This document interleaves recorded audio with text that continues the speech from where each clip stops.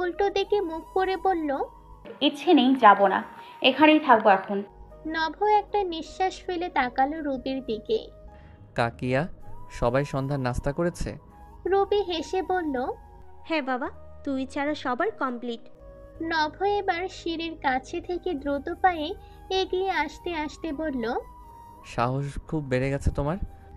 বলেই এসে হুট করে মোমকে পাজা কোলে তুলে নিল। টাল সামলাতে না পেরে মোম চোখ মুখ খিচে বলে উঠল। আল্লাহ গো, ফেলে দিল আমায়।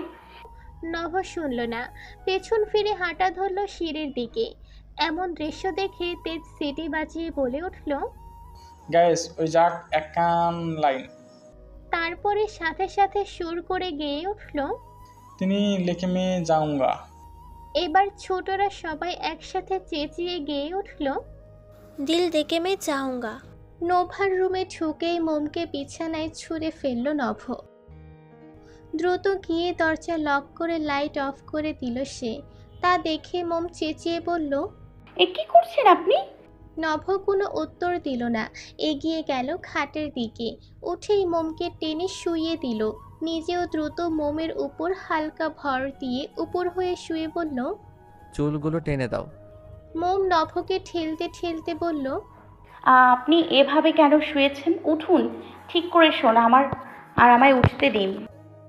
নভ শুনল না, মুখটা ঘষে দিল মোমের গলায়। সাথে সাথে কেঁপে উঠল মোম। মুখ দিয়ে আর শব্দ বের হলো না। নভ লো ভয়েসে বলল, খুব সাহস বেড়েছিল না তোমার? এখন সাহস দেখাও। মোমের কণ্ঠ রোধ হয়ে আছে, বলার মতো অবস্থা তার নেই।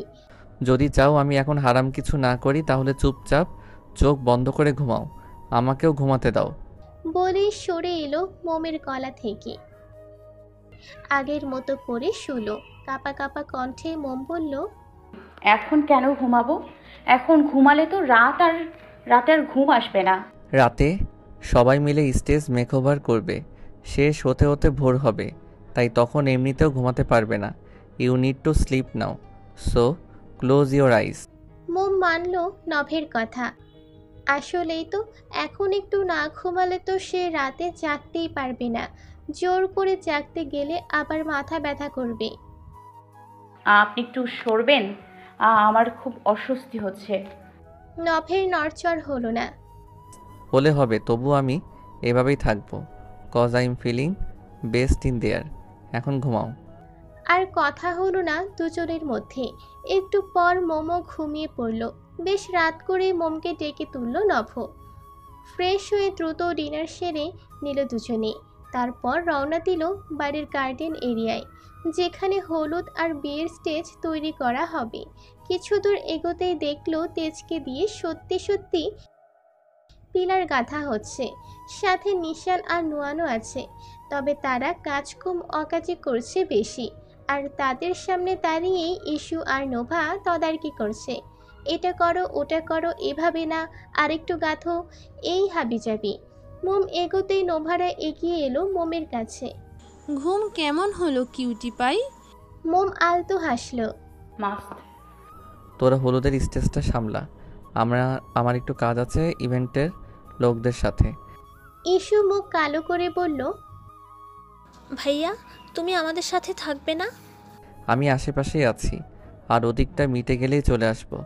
যাই, মমকে দেখে রাখবি। আর কাউকে কিছু বলার সুযোগ না দিয়ে চলে গেল নভ। মোম নোভার পাশে গিয়ে বসতে বসতে বলল, কিভাবে কি করবে আপু? প্রথমে হলুদেরটা রেডি করব, দেন বিয়েরটা। ইস্যু মুখ কালো করে বলল, তবে কি করব তাই ভাবছি, আনকমন কিছু ভাবতে হবে। মোম আশপাশ তাকিয়ে বলল, মাত্র এই কয়জন, রাত তো পার হয়ে যাবে, তবে কাজ শেষ হবে না। আরও আছে, আসছে তারা। আর কে? তুমি যখন ঘুমোচ্ছিলে তখন এসেছে আরও এক গ্রুপ। কারা? নোভা হাতের ইশারা করে বলল, এই যে আমাদের নিভান ভাই, তিশু আপি, ইস্যুর আম্মার সাইডের কাজিন গ্রুপ। মোম ছোট্ট করে উত্তর দিল। ও আচ্ছা। তেজ পিলার গেথে মাত্র উঠে দাঁড়ালো। লো, আর কাম শেষ, তজ্ঞা কাম শুরু করি দাও। নোভা মুখ কালো করে বলল, কিন্তু করবোটা কি? এই তো বাকিরা আসছে, আইডিয়া নেওয়া যাক। এসে উপস্থিত হলো বাকিরাও। নিশানদের খালাতো বোন চৈতি, স্মৃতি, খালাতো ভাই তুলেন, কোলন, মিমান, মামাতো বোন জিয়া আর মামাতো ভাই জুবান, প্রহ্লাদ। ব্যাস, সবার সাথেই মোমের পরিচয় করিয়ে দেওয়া হলো। এর মধ্যে কোলন ছাড়া সবাই মোমের বড়ই মোটামুটি। আবার ফিরে গেল কিভাবে কি তৈরি করবে। অনেকক্ষণ কিছু মাথায় না আসায় মিমাম বিরক্ত হয়ে বলে, ভ্রু কুচকে এলো মোমের, গাল থেকে হাতটা সরিয়ে বলল, সব সময় ওই রোমিওকেই কেন লাগবে? নিজেরা কিছু করে ওনাকে দেখিয়ে দাও। কিন্তু কি করে দেখাবো? আগো মাথাতে তো কচু আয়েন না। দাঁড়াও, একটু ভাবতে হবে। একটু পর মোম চকিত দৃষ্টি তাকিয়ে বলল, খড় হবে? এই সিরিয়াস মুহূর্তে মোমের এমন কথা শুনে নুয়ান বলল, এখন তুমি খড় খুঁজছো? খের দি কি করবি তুই? ইয়ানে কোনো গরু নাই, কারে খাওয়াইবি? নুয়ান আবার বলল। তুমি এখন মজা করতেছো মম? এবার নোভা তাকে থামিয়ে বলল, একটু থাম তো নোয়া, বান্দরিয়া কি বলে আগে শুনি। সবাই সহমত প্রকাশ করলো।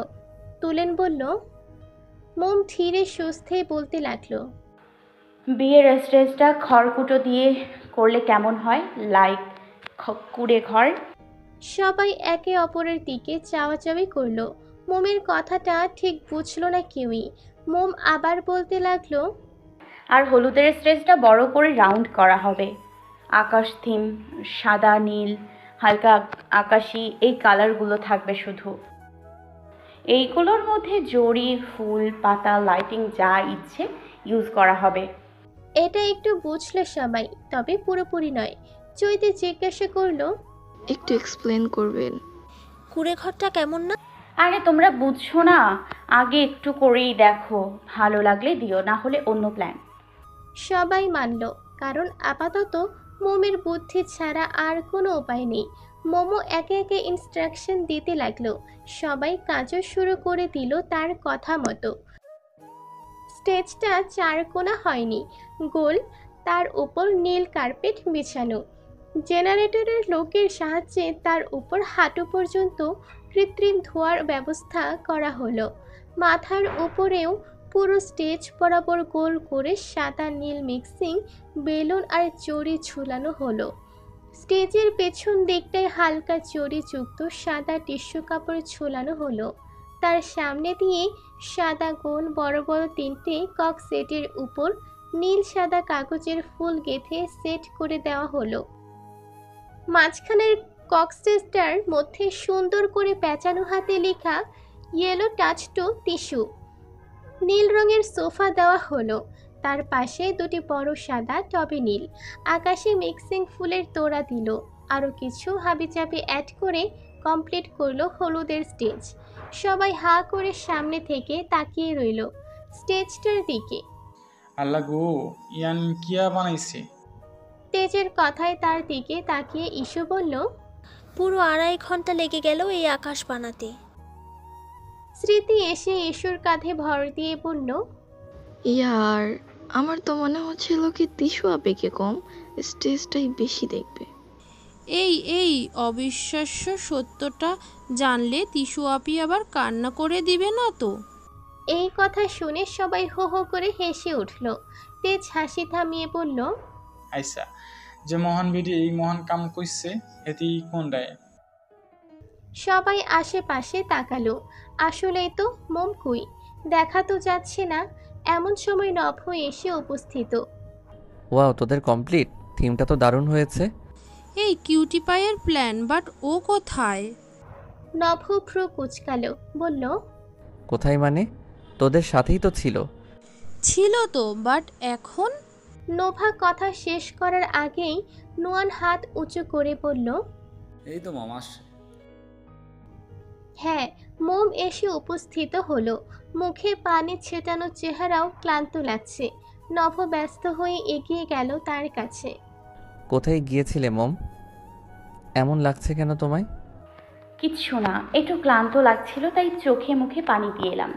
নভ পকেট থেকে রুমাল বের করলো। বাম হাত দিয়ে মোমের মুখটা আলতো তুলে ধরে ডান হাত দিয়ে মুছে দিতে লাগলো। মাথা ব্যথা করছে? মোম একটু পর দুদিকে মাথা নাড়ালো। মাথা ব্যথা করলে আমায় বলো, আর কাজ করতে হবে না। না, বিয়ের রেস্টটা করে নিই, তারপর চলে যাব। নভ মানল। নিজেও এবার সবার সাথে হাত লাগালো কাজে। গ্রামীণ কালচারে কুড়ে ঘরের মতোই মাঝারি সাইজের স্টেজ তৈরি করা হয়েছে। যে কেউ দেখলে নিঃসন্দেহে বলবে অসাধারণ। কাজ প্রায় শেষের দিকে। সব কিছু ঠিক করে ভোর 4:30-এর দিকে সবাই গেল ঘুমাতে। মোমো নভার সাথে রুমেই গেল। প্রায় 10টার দিকে নোভার ডাকে ঘুম ভাঙল মোমের। ফ্রেশ হয়ে নাস্তা করে নিল। নোভাই রুমে এনে দিয়েছে নাস্তা। বাড়ির প্রত্যেকেই ব্যস্ত। বাইরে প্যান্ডেলের উচ্চ আওয়াজে বক্স বাজানো হচ্ছে। এতে কিছুটা সমস্যা হচ্ছে মোমের, তবে তা সে একদমই প্রকাশ করছে না। নভ এলো, হাতে কিছু একটার প্যাকেট। নোভার দিকে তাকিয়ে বলল, যা দূর হ। নোভা তেতে বলল, আমার রুম, আমি কেন যাব? আমি থাকবো। নির্লজ্জ, ভাই ভাবি রোমান্স দেখতে চাইছিস? নোভা যেন আকাশ থেকে পড়ল, সাথে মোমো। মানে বুঝলাম না। তোর বোঝা লাগবে না, ভাগ এখান থেকে। নোভা এক প্রকার না পেরে পেরিয়ে গেল। মোম বলল, আপুকে বের করে দিলেন কেন? ইচ্ছে হলো তাই, এখন চুপটি করে নিচে বসো। অনুমতি চাইল না মোমের। টেনে খাটের সামনে ফ্লোরে বসিয়ে দিল। আরে কি করছেন? নভ মোমের পেছনে খাটে উঠে বসল। নো নড়াচড়া। হাতে থাকা প্যাকেট খুলে বলে হেয়ার প্যাক নিয়ে আলতো হাতে মোমের চুলে লাগিয়ে দিতে লাগলো। মোম অনেক কিছুই বলছে, তবে লাভ হয়নি। শেষে নভ বলল, চলো শ্যাম্পু করিয়ে দেই। এবার মোম অবাক হয়ে বলল, মানে আপনি কি আমার ভাইয়া নাকি? নভ ভ্রু কুচকালো। শুধু কি তোমার ভাইয়াই শ্যাম্পু করে দিতে পারে? আমি সেটা বলিনি। কথা না বাড়িয়ে ওঠো, লেট হচ্ছে। আবার হলুদের জন্য রেডি হবে। সেটা তো সন্ধ্যায়। এখন 1টা বাজে। তোমাদের রেডি হতেই 3 ঘন্টা লাগে, আর চুলগুলো তো শুকানোও লাগবে।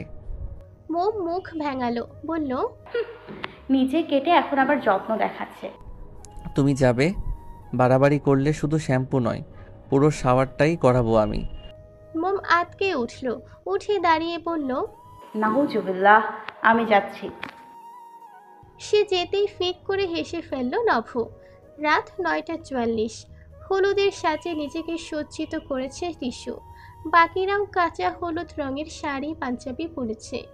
বাড়ি থেকে ব্যান্ডের তালে তালে নাচতে নাচতে বেরিয়ে এলো টিসু। তারই চারিপাশ জুড়ে বাকিরাও। স্টেজের সামনে আসতে চোখ বড় বড় হয়ে গেল তার। নাচ থামিয়ে দু গালে হাত দিয়ে বলে উঠল, ওরে আধারে, এটা আমি কি দেখছি, পুরাই স্বর্গ। সবাই টিসুর এমন রিয়াকশন দেখে হাসতে হাসতে ফেটে পড়ল। স্টেজে ওঠানো হলো তাকে। অনেক মজার কথা সাথে কাটতে লাগলো পুরো অনুষ্ঠান। তবে এসবে কেমন ঝাপসা লাগছে মোমের কাছে। চোখ খোলা লাগছে, মাথাটাও যন্ত্রণা করছে। তবুও কাউকে বুঝতে না দিয়ে দিব্যি বসে আছে কোনায় একটা চেয়ারে। নভ হাসছে, তবে দূরে দূরে, গেস্টদের সাথে সাথে। তবে একটু পরপরই ঠিকই মোমের দিকে খেয়াল রাখছে। কিছুক্ষণ পর নোভা এসে মোমকে টেনে নিয়ে গেল স্টেজে। টিসুকে হলুদ ছোঁয়ানোর জন্য। ইচ্ছে না থাকলেও কোনো মতে গেল মোম। নিচে নেমে এসে দেখলো তার আগের বসার জায়গাটাই খালি নেই, আশেপাশেও নেই। তা দেখে ইস্যু তাকে অন্য পাশে নিয়ে যেতে যেতে বলল, কি তখন থেকে এখানে একা একা বসে আছিস? আমাদের সাথে নাচবি আয়। আরে ইস্যু আপু, আমি এসব নাচ টাচ পারি না। আরে ধুর, এই নাচ শেখা লাগে না। হাত নাড়াবি, পা নাড়াবি, কোমর নাড়াবি, আর মাঝে মাঝে দু একটা লাফ দিবি, তাহলেই পারবি। মোম ক্যাবলার মতো বলে উঠল, ভাব এভাবেও নাচ হয়? ইস্যু হেসে দিল। মোমকে নিয়ে এগিয়ে গেল সবার কাছে। এতক্ষণ একটু দূরে থাকায় গানের সাউন্ড এত জোরে শোনা যায়নি, তবে এবার যেন মাথাটাই ফেটে পড়বে মোমের। সবাই তাকে টানছে, একটু পর পর তার হাত তুলেও নাড়াচ্ছেও। এসবের মাঝেই মাথাটা একবার চক্কর দিয়ে উঠল মমের। পরক্ষণে নিজেকে সামলেও নিল। সবার চোখের আড়াল হয়ে ডান্স স্টেজের কিনারায় এসে দাঁড়ালো। মনে মনে বলল,